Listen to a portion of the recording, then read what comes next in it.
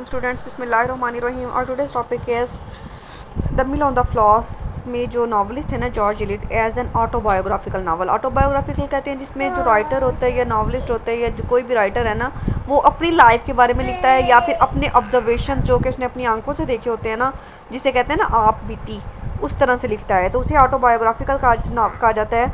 तो ये नावल जो है ना ऑटोबायोग्राफिकल नावल है जॉर्ज इलियट का। स्टार्ट करते हैं अपना topic. The mill on the floss has been recorded by many critics as the most autobiographical novel of Eliot.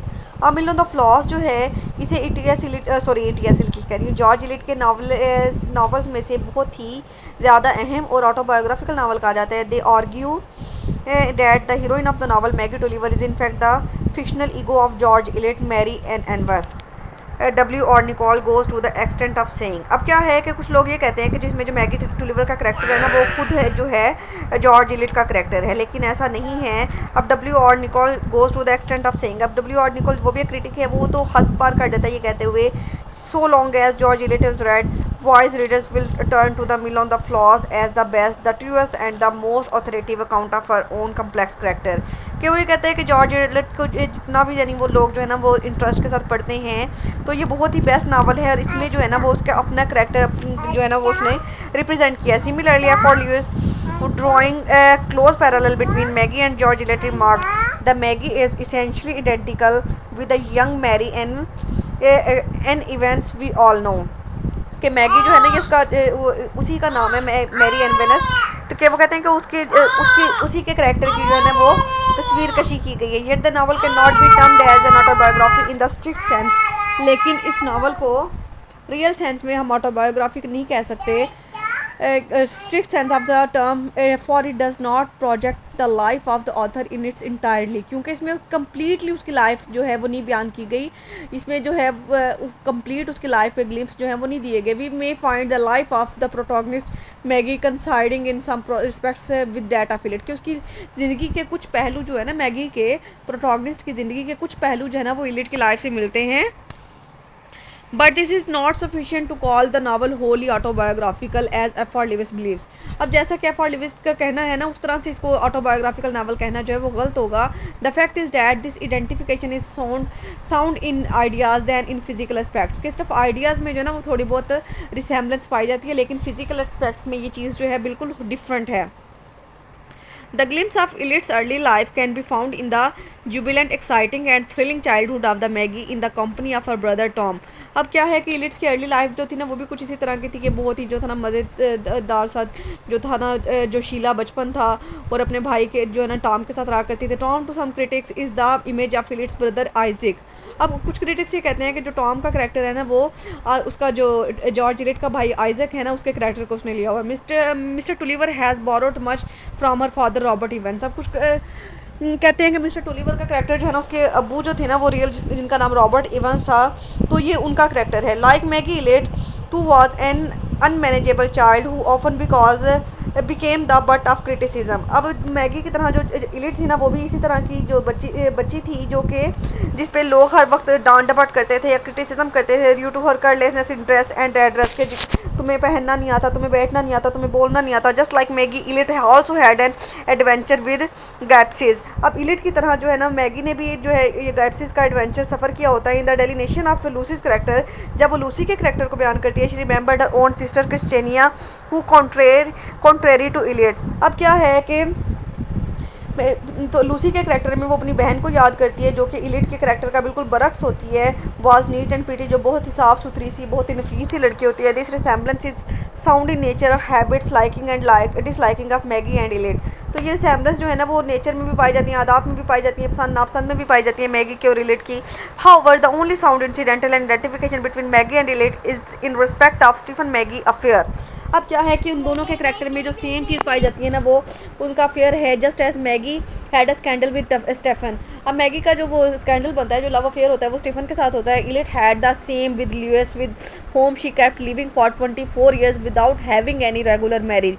अब क्या है कि इलियट की लाइफ में भी ऐसे ही एक ल्यूइस नाम का बंदा था जिसके साथ जो था ना उसकी लव स्टोरी थी और वो रिलेशन जो था वो 24 ईयर्स तक चलता रहा था बगैर किसी शादी के। Both were socially disrupted and excommunicated, दोनों को जो था ना वो सोशली बहुत ही जो है डिफेम का सामना करना पड़ा था। The both for innocent and had fallen a prey to the fossil convention of the society. दोनों ही बहुत मासूम थी, सादा थी और आसानी से भी किसी की बातों में जो थी वो फंस जाती थी। Maggie did not commit any immoral act. Maggie ने कोई भी गैर अखलाकी जुर्म नहीं था किया। And Eliot's resolution to live with Lewes है was based on human values and laws of human heart. लेकिन उसका बगैर शादी के इलिट का लियोस के साथ रहना ये इंसानी जो है ना कवानीन के, इंसानी अखलाकियात के बिल्कुल ख़िलाफ़ था। Since Leos wife had deserted him, उसकी जो लियोस की बीवी थी ना उसने उसे अलहदगी इख्तियार कर ली थी। Eliot thought she had a right to establish relation with some other women. Eliot जो थी ना उसको ये लगता था कि इसका जो ताल्लुक है या किसी दूसरी औरत के साथ है।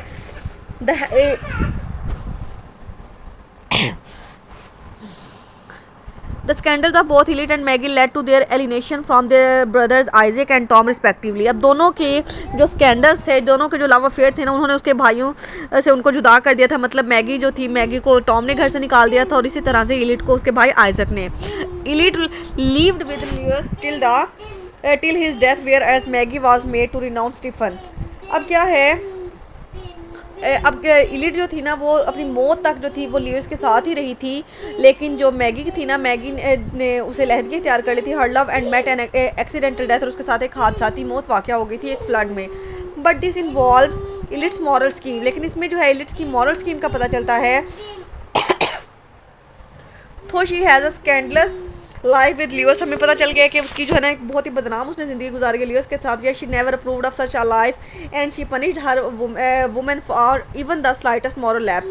अब क्या है कि अपने करैक्टर में उसने जो अपनी ज़िंदगी में तजर्बा कर लिए ना, उस तजर्बे से उसने सबक सीखा है। और वो अपनी जो जितनी भी फीमेल करैक्टर्स हैं ना, उन्हें ये सबक देती है कि आपके मॉरल में जो है ना, आपके अखलाकियात में ज़रा सी भी जो रंजिश है ना वो बर्दाश्त नहीं की जाएगी। अगर आपके अखलाक में, आपके जो है मॉरल वैल्यूज़ में थोड़ा सा भी फ़र्क आएगा तो उसके लिए आपको ट्रेजिडी का सामना करना पड़ेगा, पनिशमेंट मिलेगी। Because she knew that deviation from social conventions lead to the devastation and annihilation.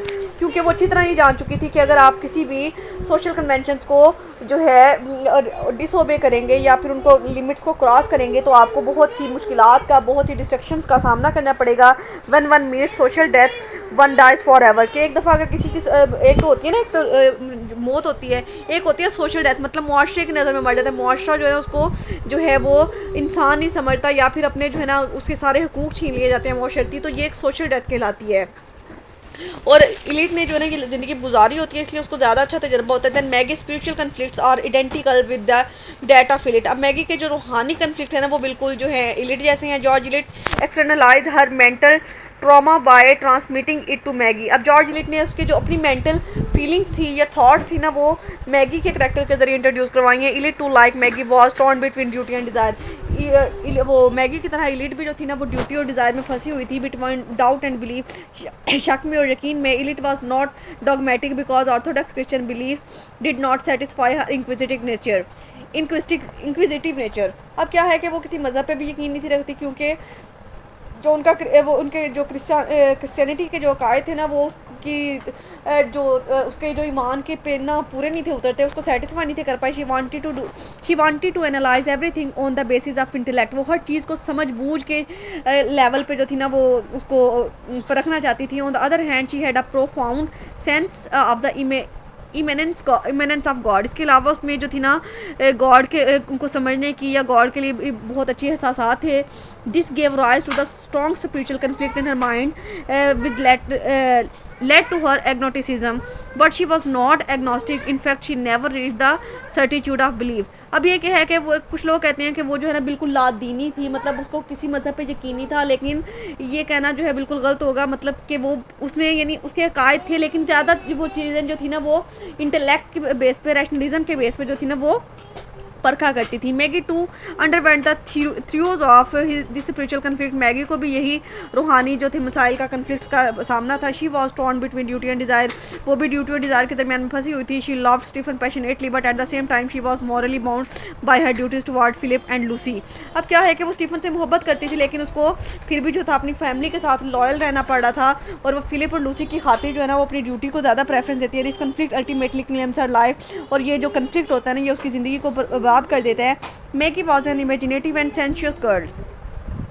Maggi जो थी एक बहुत ही ख्यालाती दुनिया में रहने वाली एक हसास लड़की थी, wanted to enjoy all the beauties scattered around her. वो तो अपने इर्द गिर्द बिखरी हुई जितनी भी खूबसूरतियाँ हैं, जितनी भी दिलकशी हैं, उन सब का मज़ा लेना चाहती थी। But at the same time she was prone to self sacrifice by nature and place before her the ideal of renunciation and self venial. लेकिन क्या है कि माशरती कन्वेंशन की वजह से वो मजबूर हो जाती है अपनी ज़िंदगी को ना जीने पर, उसको जो है अपनी सारी खुशियाँ कुर्बान करना पड़ती हैं।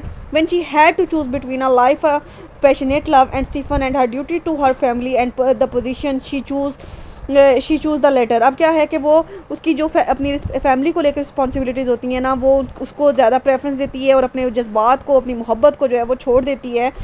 तो Thus, through Maggie, Elite has given vent to her own conviction because Elite too believed in the absoluteness of the duty।